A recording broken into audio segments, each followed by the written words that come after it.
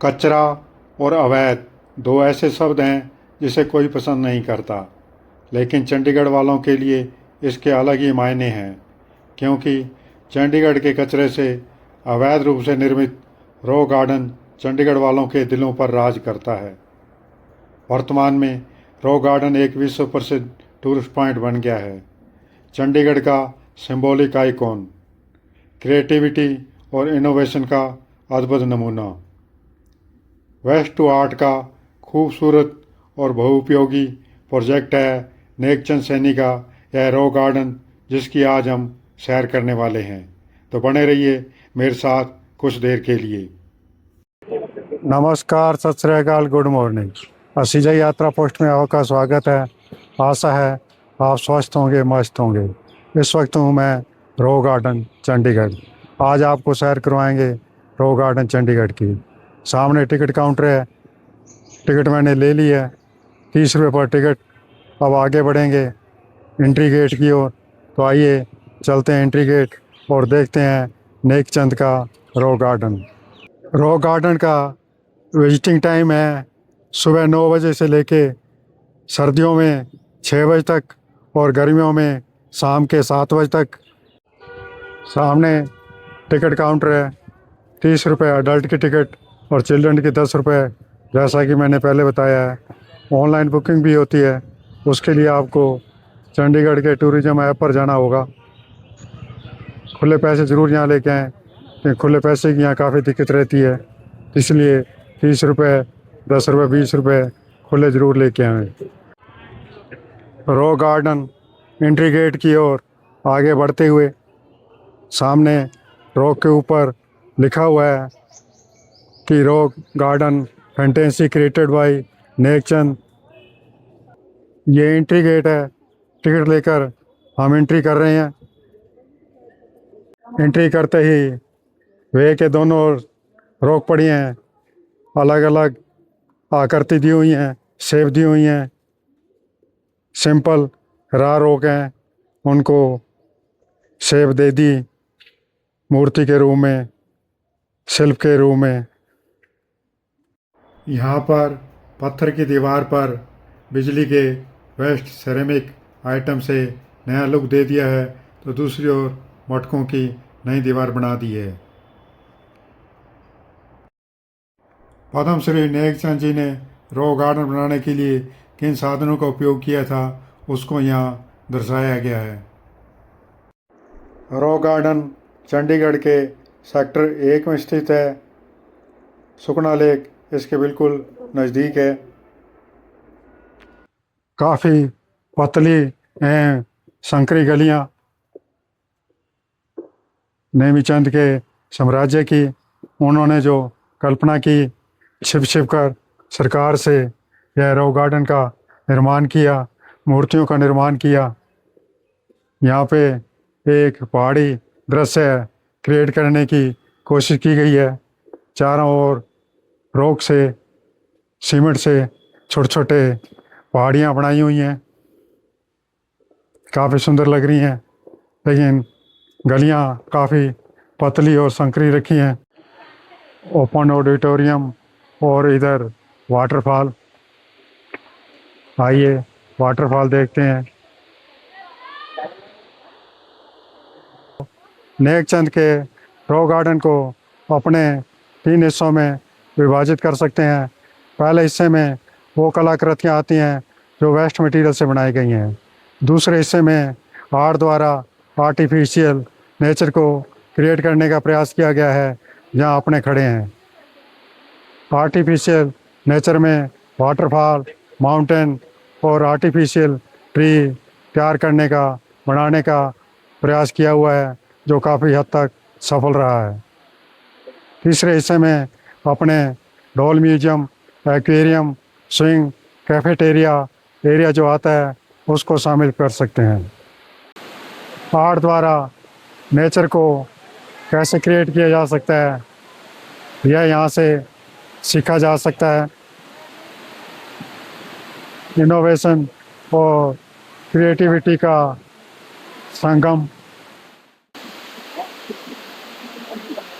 कचरे से तराशे गए इस अजूबे को 24 जनवरी 1976 को आधिकारिक रूप से पहली बार जनता के लिए खोला था।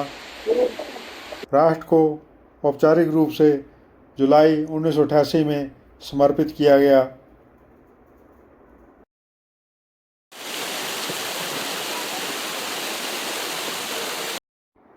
इस खूबसूरत झरने को छोड़कर आगे बढ़ते हैं। पतली पतली संकरी गलियां, जिनका निर्माण नेकचंद जी ने सरकार से छिपकर 1957 में प्रारंभ किया था। 1975 में जब सरकार को पता लगा तो इसे तोड़ने का निर्णय लिया, लेकिन चंडीगढ़ की जनता ने इसका विरोध किया। चंडीगढ़ निवासियों का कला के प्रति प्रेम और जागरूकता ने सरकार को अपना निर्णय वापस लेने पे मजबूर किया और नेकीचंद के इस साम्राज्य को बचा लिया गया। वर्तमान में यह विश्व प्रसिद्ध टूरिस्ट पॉइंट बन चुका है, चंडीगढ़ का सिंबॉलिक आइकॉन बन चुका है।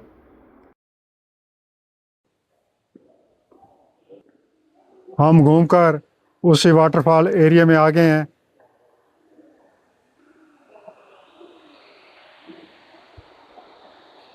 इधर झरोखे से जो वाटरफॉल आप देख रहे हैं, यह दूसरा वाटरफॉल है। इस ओर हम अभी बाद में जाएंगे। पहले वाला वाटरफॉल देखते हैं दोबारा। खूबसूरत आर्टिफिशियल केव, सेल्फी पॉइंट और ब्रिज आर्टिफिशियल, संकरी गलियों से निकल कर आगे बढ़ रहे हैं हम। सामने पुनः वही खूबसूरत वाटरफॉल।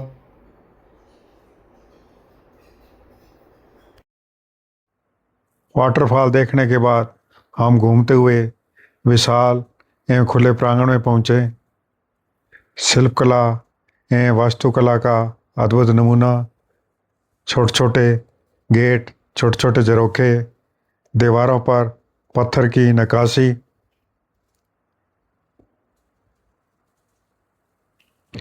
छोटे गेट रखने का भी एक खास मकसद रहा नेकचंद जी का। छोटा गेट क्रॉस कर जैसे ही हम प्रांगण में पहुंचते हैं तो प्रांगण की भव्यता और बढ़ जाती है। इसी उद्देश्य से और पुरातन चीज़ें दिखाने के हिसाब से यह गेट छोटे रखे गए उनके द्वारा।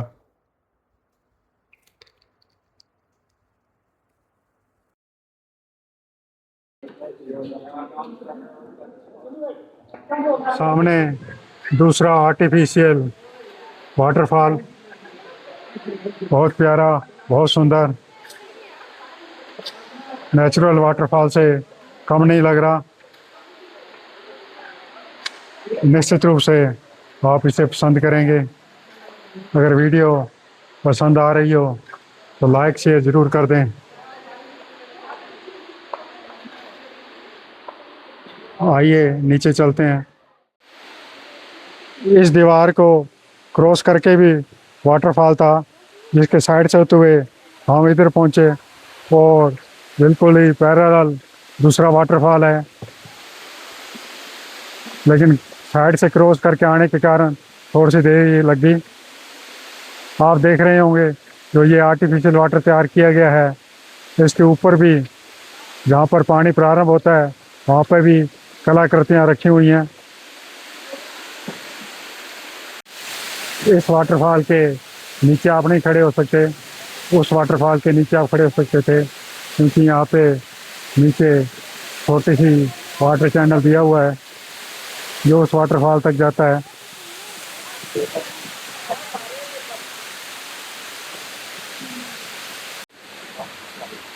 वाटर चैनल के बीच में जो आप ढांचा देख रहे हैं, यह ओपन ऑडिटोरियम है। आइए ऊपर जाके आपको दिखाते हैं। इस साइड से रास्ता है, इसका स्क्रीन भी लगा हुआ है ऊपर, और ये ऑडिटोरियम है ओपन। पीछे वाटरफॉल है।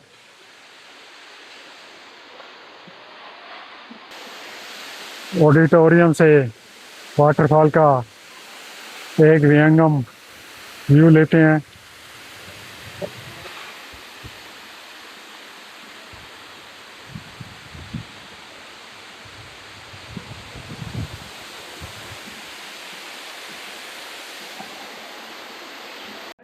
साथियों, यहाँ से तीसरे फेज का एरिया प्रारंभ होता है। इस साइड में जो आप देख रहे हैं यह फिश एक्वेरियम है। गिलास के अंदर फिश वीडियो में क्लियर आती नहीं है, फिर भी मैं आपको दिखाने का प्रयास करूँगा। ये शाइनी की वजह से फिश विजिबल नहीं होती।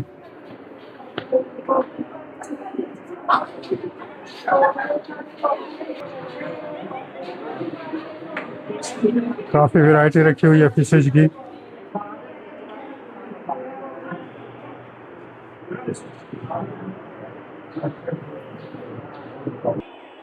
यह 2 पार्ट में बना हुआ है। एक पार्ट अपने देख चुके हैं और ये दूसरा पार्ट है। बीच में ड्रिंकिंग वाटर का अरेंजमेंट है। गोल्डन कलर की खूबसूरत फिश जिसका नाम कुछ अलग ही है।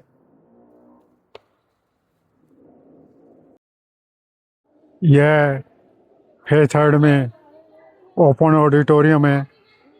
काफ़ी बड़ा ऑडिटोरियम है, खुला है। सामने स्विंग है, डॉल म्यूजियम और कैफेटेरिया। इधर लाफिंग मिरर्स हैं। आइए दिखाते हैं आपको लाफिंग मिरर। लाफिंग मिरर जिसमें अलग अलग मिरर रखे हुए हैं, जिसमें आपकी आकृति, आपकी शेप अलग अलग टाइप से दिखती है। आप देख पा रहे हो, मैं वीडियो बना रहा हूँ। ऊपर नीचे दोनों साइड से हंस लीजिए मेरे पे।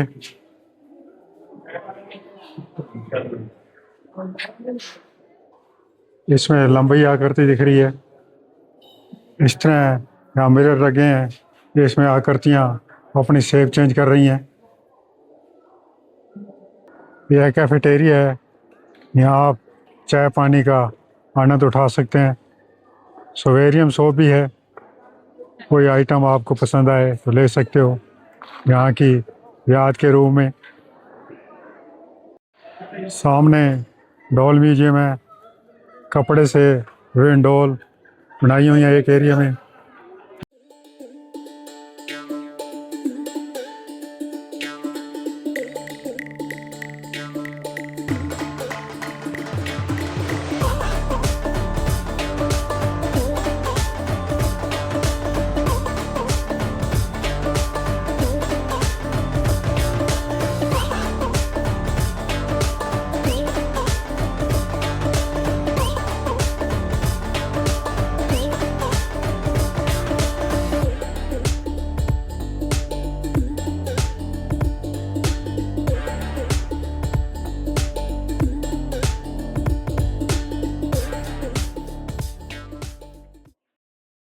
रॉक गार्डन का फन है मस्ती जोन, आइकॉनिक झूला एरिया जहाँ पर बच्चे बूढ़े सभी इंजॉय कर रहे हैं। बच्चे तो इंजॉय कर रहे हैं, बूढ़े भी अपना बचपन याद कर रहे हैं। ऊंचे ऊंचे राजस्थान शैली के मेहराब और उसके ऊपर नेकचंद की कल्पनाओं की तरह ऊंचे ऊंचे घोड़े, आर्टिफिशियल पेड़ बाएं फैलाकर खड़े हैं, आपका इंतज़ार कर रहे हैं। झूला एरिया में बड़ा बरामदा जिसकी दीवारों पर राजस्थान शैली में झरोखे उकेरित किए हुए हैं, खूबसूरत। साथियों, रॉक गार्डन का यह थर्ड फेज, जिसमें aquarium, doll museum, laughing mirror और ये स्विंग कैफेटेरिया एरिया है। आशा है आपको पसंद आया होगा। अब चलते हैं वापस। रास्ते में ही पहला फेज देखेंगे, जहाँ से मैंने आपको दिखाया था एग्जिट गेट, एग्जिट लिखा हुआ था, वहीं से ही फर्स्ट फेज शुरू हो जाएगा। एग्जिट होते होते काफ़ी चीज़ें अपने को देखने को मिलेंगी। वहीं पे ही मूल रूप से वह कृतियाँ, कलाकृतियाँ रखी हुई हैं, जो नेकी चंद जी द्वारा तैयार की गई थी। गलियों चौबारों को छोड़कर एग्जिट की ओर बढ़ते हुए एग्जिट का जो रास्ता है उसके दोनों साइड प्लेटफार्म बने हैं, जिनके ऊपर नेकचंद द्वारा तैयार की कलाकृतियाँ रखी हुई हैं। अपने उनका साथ साथ अवलोकन भी करते जाएंगे।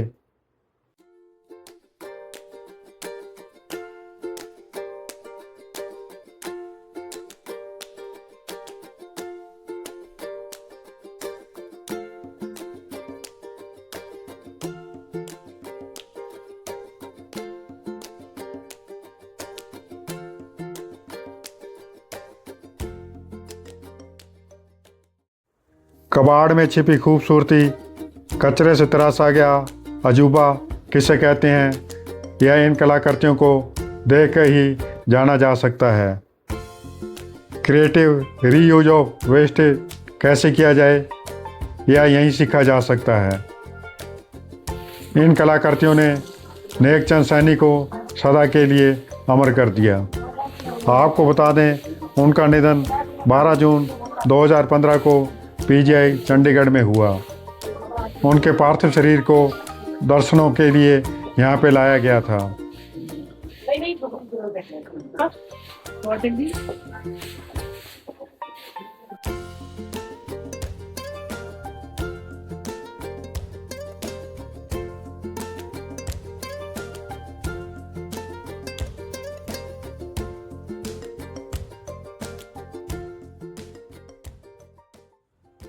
इन कलाकृतियों का जो प्लेटफार्म बना हुआ है वह काफ़ी नीचे है, इसलिए शायद ग्लास लगा रखा है ताकि कलाकृतियों को कोई नुकसान ना हो।